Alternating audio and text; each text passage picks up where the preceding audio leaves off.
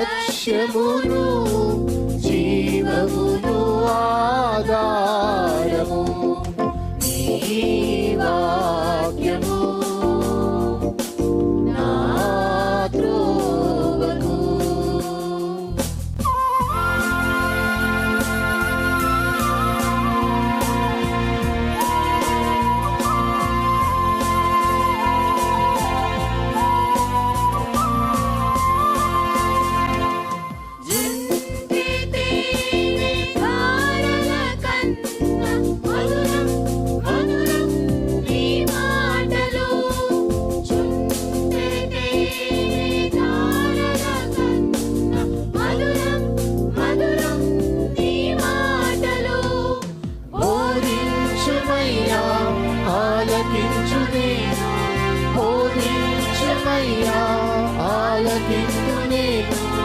అనుసరింతునయ్యా ఆత్మశక్తితో, అనుసరింతునయ్యా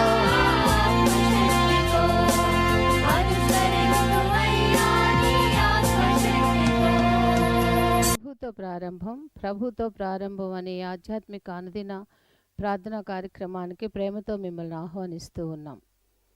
మన జీవితానికి ఆదియు ఆధారమునైనటువంటి ఆ దేవుణ్ణి మొదట మరణించుకున్నట్లయితే ఆ దినమంతయు ఆయన కృపాక్షేమములే మన వెంట వచ్చును.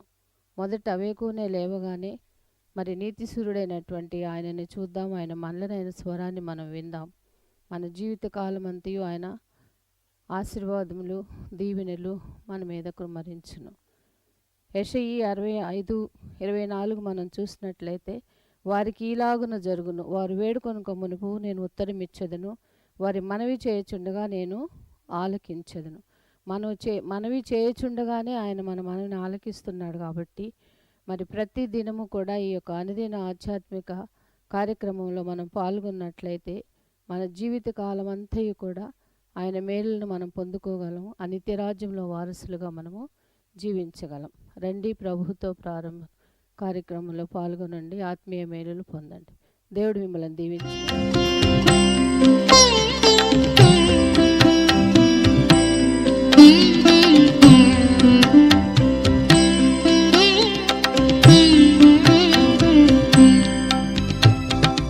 తనువు నాదిదిగోగై కొనుమియో ప్రభువాని పనికి ప్రతిష్ఠించుమి.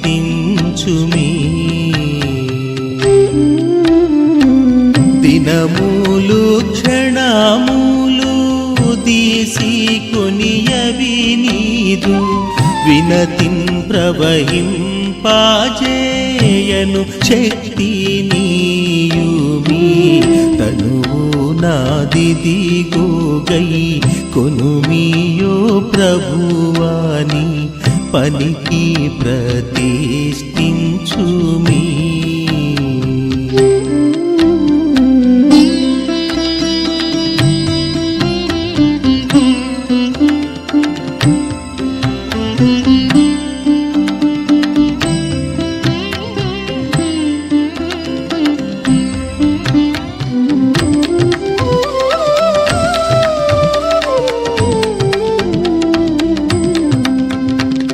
ఘనమైన నీ ప్రేమ కారణంబున నీకై పనిచేయ చేతులివిగో.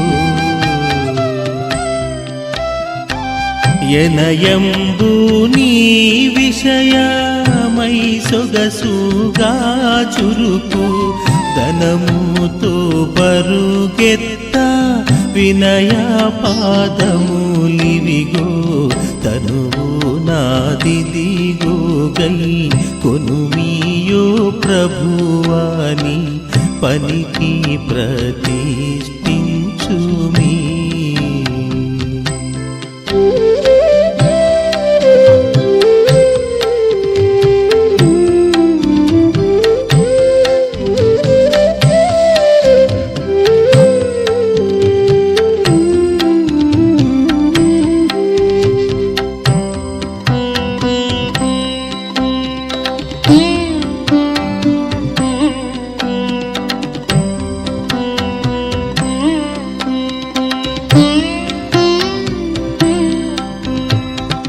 వెండి పసిడి ఇవిగో వీసమైనను నాకై యుండవలెనని కోరను.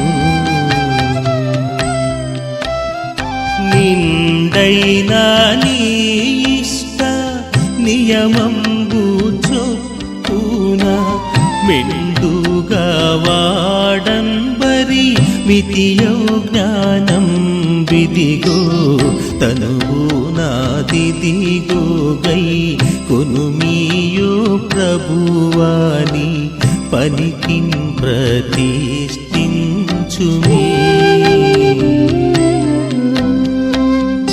క్రీస్తునందు ప్రియమైన దేవుని సంగమా, మరొక నూతన దినమును దేవుడు మనకు అనుగ్రహించాడు. ఈ ప్రభుతో ప్రారంభం, అనుదిన ధ్యానం, ఆత్మకు క్షేమం, ఈ ఆశీర్వాదకరమైన కార్యక్రమాలు క్రమము తప్పకుండా వీక్షిస్తున్న మీకందరికీ ప్రభువైన యేసుక్రీస్తు నామమున శుభములు తెలియజేస్తున్నాను.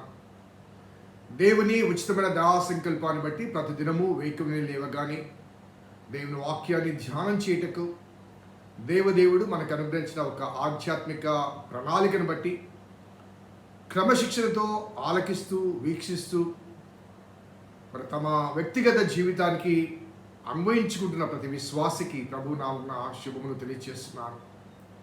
దేవుని ప్రణాళికలో నేను ఉన్నాను గనుక మరి సిద్ధపాటు దేవుడు మన హృదయాల్లో కలిగింపజేసిన ప్రేరణ కనుక ప్రతి ఉదయమున ఈ రీతిగా వాక్యాన్ని ధ్యానం చేయగలుగుతున్నాం. మీలో కలిగింపచేసిన ఆసక్తిని బట్టి కూడా దేవునికి స్తుతులు చెల్లిస్తూ రండి. మరొక నూతన దినం ప్రభుతో ప్రారంభిద్దాం, ప్రార్థన చేద్దాం. కృపగల దేవా, దయ తండ్రి, మీ పాదములకు స్తోత్రము చెల్లిస్తున్నాం నాయన. నీ ఉచితమైన దయా సంకల్పాన్ని బట్టి మమ్మల్ని ప్రేమించి మీరు మాకు అనుగ్రహిస్తున్న దివ్యమైన ఆధ్యాత్మిక ఆహారాన్ని బట్టి స్తుతులు చెల్లిస్తున్నాం. ప్రభా, వేకువన లేవగానే ఏ దినమునకు అవసరమైన ఆ వాక్యాన్ని ఆ దినము మాకు అందిస్తూ, ఏ దినంకి అవసరమైన శక్తిని మీరు మాకు అనుగ్రహిస్తూ నిరంతరం మమ్మల్ని పోషిస్తున్న దేవా, మీకు స్తుతులు చెల్లిస్తూ నీ వాక్యం వైపు మేము తెరిచి చూస్తుండగా మీరే మాకు విశుద్ధపరచమని వేడుకుంటున్నాం. 9వ కీర్తనలోని మొదటి 6 వచనాలు మేము పూర్తి చేసుకున్నాం. మరి 7వ వచనం ఆధారంగా మరికొన్ని అంశాలు మేము ధ్యానం చేయబోతుండగా ప్రభుపై సన్నిధి ప్రసన్నత మా మీద కృమ్మరింపచేయమని మా రక్షకుడిని యేసు నామమున అడిగి వేడుకొంచున్నాం తండ్రి, ఆమేన్.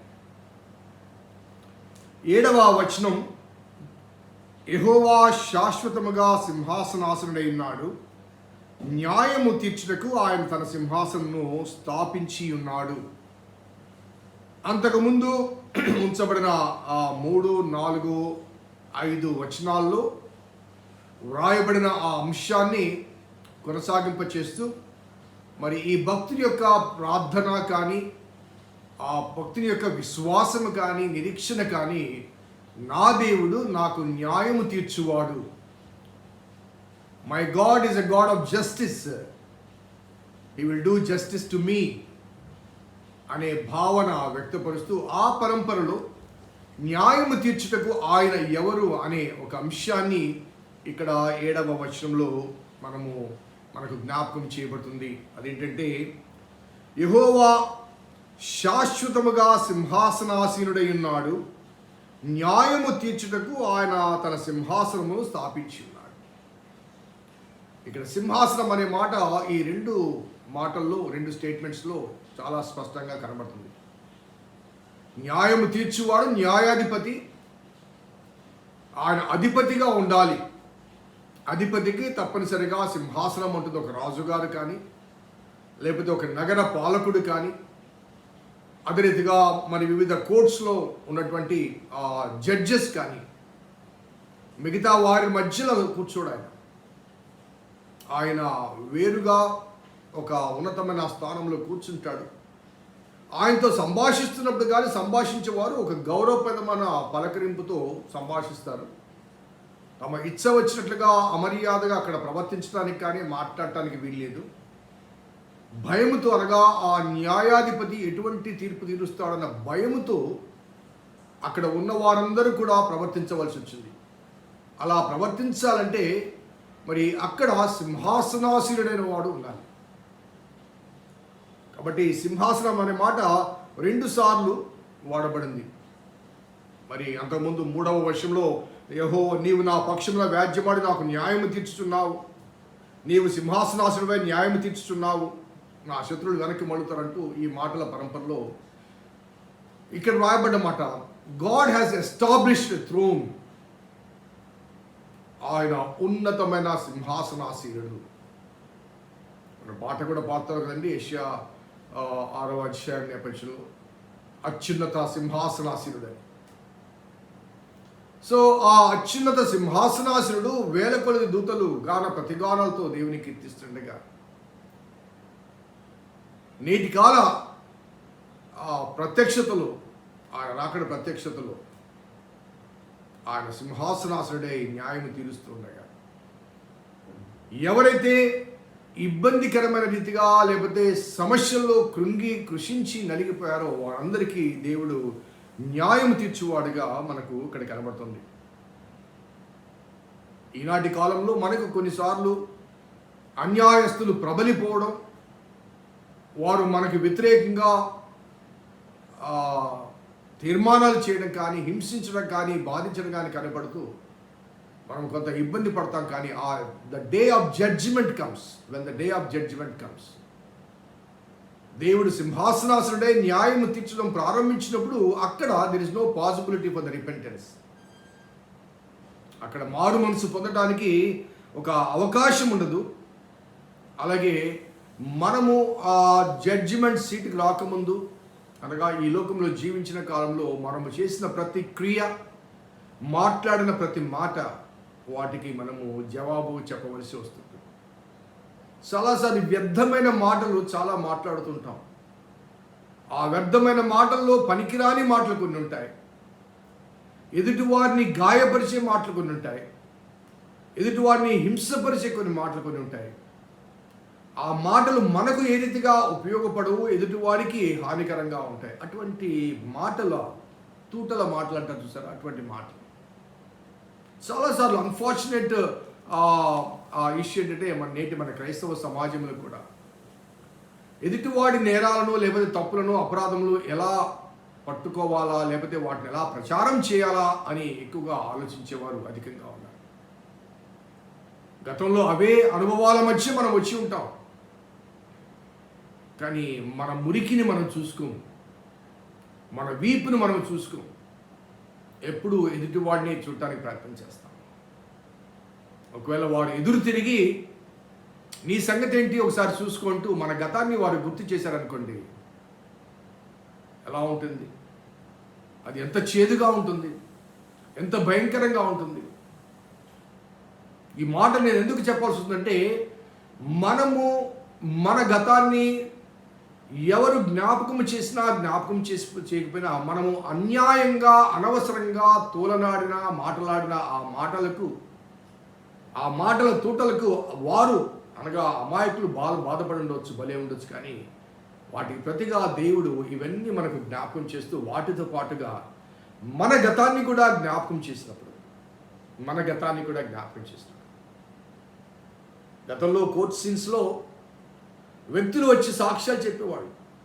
ఈనాడు ఎలక్ట్రానిక్ మీడియా అద్భుతమైన రీతిగా మరి పెరిగిన నేపథ్యంలో మరి అనేకమైన ఈ సీసీ కెమెరాలు కానీ, వీడియోలు కానీ మనకు భిన్నంగా సాక్ష్యం చెప్పడానికి అనేకమైన అవకాశాలు ఉన్నాయి. రహస్యంగా జరిగించడానికి అవకాశం లేని స్థితిగతుల మధ్య we are caught in the world of communication, electronic world. కాబట్టి మానవులమైన మనమే అంతటి మేధస్సు కలిగి ఉన్నప్పుడు, దేవదేవుడు ఆ సింహాసనాసనుడై కూర్చున్నప్పుడు మనము చేసిన ఆ నేరములు కానీ, ఎదుటివారి పట్ల మనము తూలనాడిన మాటలు కానీ అవన్నీ ప్రదర్శించబడుతూ వాటితో పాటుగా మన విషయాలు కూడా అక్కడ ప్రదర్శించబడ్డప్పుడు ఎంత చేదుగా ఆ తీర్పు ప్రత్యక్షత ఉంటుందో ఒకసారి ఆలోచించాలి. అందుకే ఈ మాట రాయబడ్డ మాట ఏంటంటే, యెహోవా శాశ్వతముగా సింహాసనాసీనుడై ఉన్నాడు. అనగా ఈ కాలంలో ఉండి కొంతకాలం తర్వాత దిగిపోయేవాడు కాదు, లేకపోతే రిటైర్డ్ అయ్యేవాడు కాదు. శాశ్వతంగా సో ఆయన దగ్గరికి వచ్చిన ప్రతి వ్యక్తి కూడా వాదోపవాదాల నేపథ్యంలో he has the evidences full, మన క్రియల ప్రతిఫలాన్ని. అందుకే కొరింథీయులకు రాసిన 2వ పత్రిక 5వ అధ్యాయంలో 10-11 వచనాల్లో చాలా స్పష్టంగా చెప్తాడు పౌలు భక్తుడు, ప్రతివాడు తాను జరిగించిన క్రియలు చొప్పున అవి మంచివైనా సరే చెడ్డవైనా సరే క్రీస్తు యేసు న్యాయపీఠం ఎదుట ప్రత్యక్షము కావాలి. ప్రతివాడు కూడా తాము జరిగించిన క్రియలు చొప్పున. సో శాశ్వతంగా ఆయన సింహాసనాసనుడు స్థాపించినాడు. ఆయన నీతిని బట్టి లోకమునకు తీర్పు తీర్చును, యథార్థతను బట్టి న్యాయం తీర్చును. అనగా రైచియస్నెస్ ఉంది, అదే రీతిగా సిన్సియారిటీ కూడా ఉంది. అక్కడ పార్షియాలిటీకి అవకాశం లేదు. వీడు మావాడండి, లేకపోతే మా ఇంటోడండి, మా ఇంటి పేరు అండి, మా కులపోడండి, మా చర్చోడండి, ఇలా అవకాశాలు లేవు. యథార్థతను బట్టి ఆయన తీర్పు తీర్చే తీర్పులో ఎటువంటి దోషం ఉండదు, ఎటువంటి పక్షపాతము ఉండని రీతిగా దేవుడు న్యాయము తీర్చబోతున్నాడు. అదే రీతిగా 10వ వచనం చూస్తే, యెహోవా నిన్ను ఆశ్రయించిన వాడిని నీవు విడిచిపెట్టి వాడవు కావు. నిన్ను ఆశ్రయించు వాడిని నీవు విడిచిపెట్టు వాడవు కాదు. దానికి ముందుగా నలిగిన వారికి తాను మహాదుర్గమగును, ఆపత్కాలంలో ఆయన వారికి మహాదుర్గమగును. దుర్గం అంటే కోట. ఎవరైతే నలిగి ఉన్నారో వారికి ఆయన కోటగా ఉంటాడు.